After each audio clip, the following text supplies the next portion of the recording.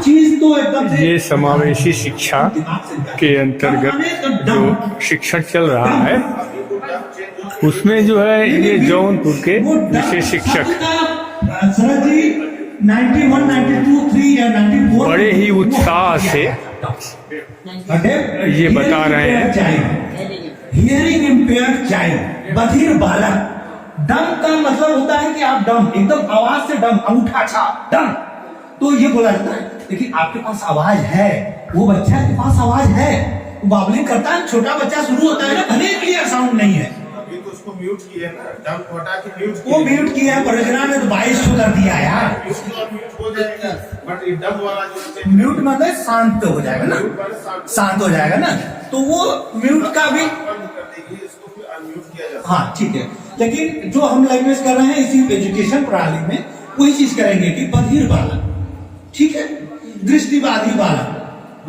यहाँ तक कि अब हम विकलांग को विकलांग नहीं कह सकते, प्रधानमंत्री जी ने हमारे ये 2014 की बात से परिवर्तन कर दिया है, इसीलिए हम मंदबुद्धि बालक को intellectual disability, mental. Santosh ji आप कुछ बताना चाह रहे थे? बताना क्या, वही थोड़ा सा जो आपने क्वेश्चन उठाया, ये जानकारी रखनी चाहिए सर, कि जैसे हम लोग कहीं कहीं आके अटक जाते हैं, यही भाव वाली चीजें बताने में बहुत दिक्कतें आती हैं। जैसे सामने ही लिखा हुआ समावेशी, अब समावेशी बताने में बड़ी दिक्कत हो जाती है।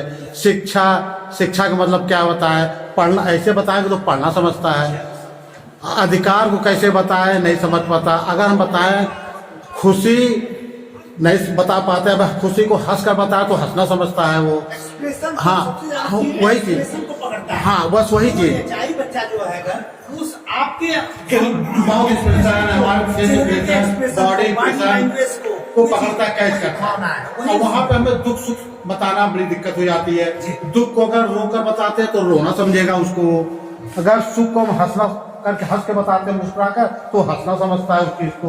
अब मुझे उसे डिटेल करने वाला डिफरेंस आती है कि क्या बताऊँ मैं उसे, यही सब। हाँ यही सब, हाँ यही सब में दिक्कतें आती है थोड़ी। तो ये देखिए वाद विवाद करते हुए ये प्रशिक्षण बहुत ही अच्छे ढंग से संपन्न हो।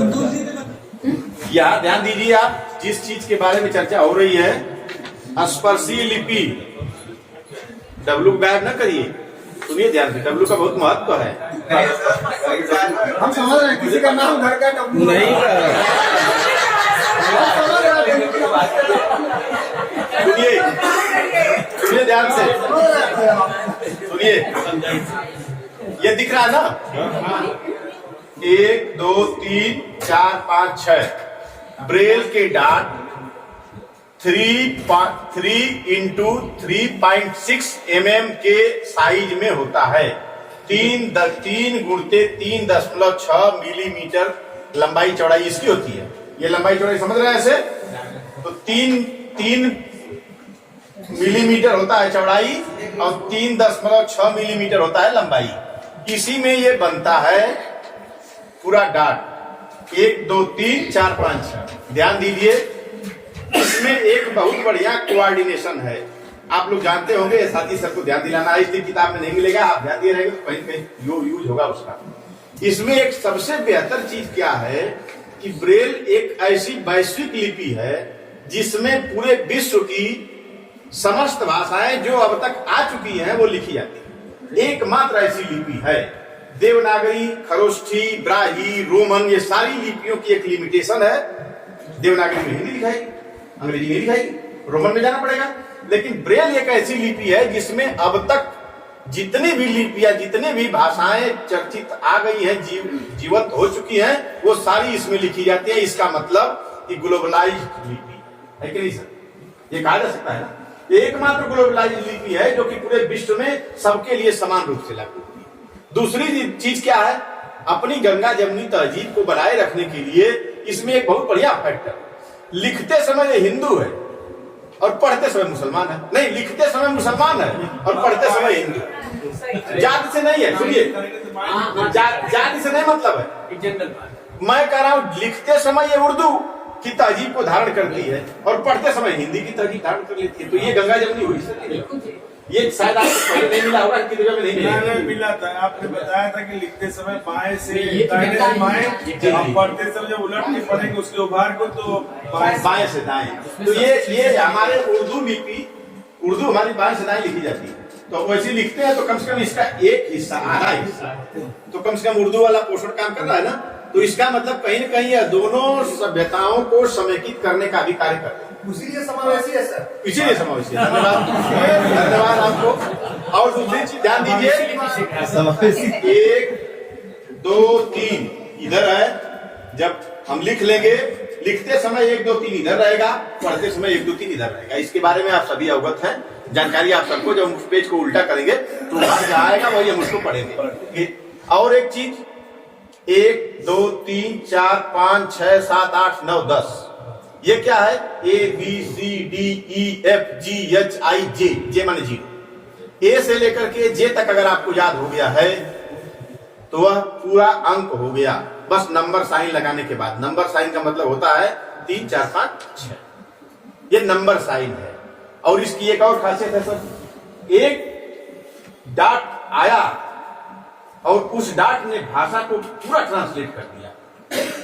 डाट 6 लगा करके आगे जितनी भी चीजें लिखी जाएंगी सब अंग्रेजी हो। ये फॉन्ट इसका करामात देखिए, आपके पास तो बदलना पड़ता है, देवनागरी करेंगे तो कौन सी कुर्ती देव लेंगे, क्या लेंगे, तब जाके कई अंग्रेजी का हिंदी होगा। इसमें एक डाट हमने छुआ नहीं, डाट 6 कि उसके आगे लिखी हुई सारी चीजें अंग्रेजी में। अगर 2 बार हमने 6 को ले लिया तो सब कैपिटलाइज हो गया, सब कैपिटल में हो गया। जैसे वाराणसी लिखने के लिए जी को कैपिटल करके और एबीसीडी लिखेंगे, हमको सबको कैपिटल लिखना है तो 2 बार 6 का डाट लगा करके आगे लिखना शुरू कर दिया, आपने सब कैपिटल हो गया। याद करने के लिए इच्छा होगी तभी याद करेंगे। 1 3 का 4 चक्का, 1 2 4 5 1 2 6 3 4 6 1 4 4 2 1 6 2 4 5 3 5 4 ना, इसी तरह से मुश्किल से घड़ी से देख के 2 मिनट लगता है। आप पहले कुछ दिन याद करें, सर जो कहे हम मान लीजिए, ऐसी बात नहीं है, मैं ये नहीं ऐसा इधर दाहिने हाथ की तरफ होना चाहिए, इसका ध्यान है। इसमें पेपर हमने लगा लिया, अब हमको इधर से लिखना है, तो इधर शुरू में 1 2 3 है, 4 5 6, तो इधर से 1 2 3 4 5 6 हम लिखना शुरू कर देंगे। आप ऐसे याद करिए ना, जैसे याद आपको उतना ही याद रखिए, आप उसी तरह से याद रखिए, लेकिन लिखना इधर से। जब लिखना इधर से आएंगे तो जब उल्टा करेंगे सीधा। एक चीज सर कहना ये है कि आपके जनपद में बहुत सारे बिहारी साथी होंगे, जैसे तिवारी जितने अच्छे से समझा रहे हैं, तो हमको लगता है वो आपके साथी भी, आपके जो अन्य ट्रेड के लोग हैं, तो आप उनसे ब्रेल के बारे में जितना सीखेंगे, क्योंकि एक बार सीखने से याद थोड़ी होगी, तो अपना ये जिज्ञासा बनाए रखिए। और ये 1 2 3 से लेके ABCD अल्फाबेट इत्यादि आप वगैरह आप रहते रहते एक दूसरे से इंटरचेंज करके कुछ ही दिनों में आप सीख। तो मंडल स्तरीय 3 दिवसीय प्रशिक्षण में गाजीपुर और जौनपुर जिला के विशेष शिक्षकों का यह प्रशिक्षण कैसा लगा अवश्य बताइएगा। और इसी तरह के वीडियो को देखने के लिए इस चैनल को अवश्य सब्सक्राइब कर लें, ताकि मेरे अगले वीडियो को आप लोग अच्छी तरह से देख पाएं। धन्यवाद।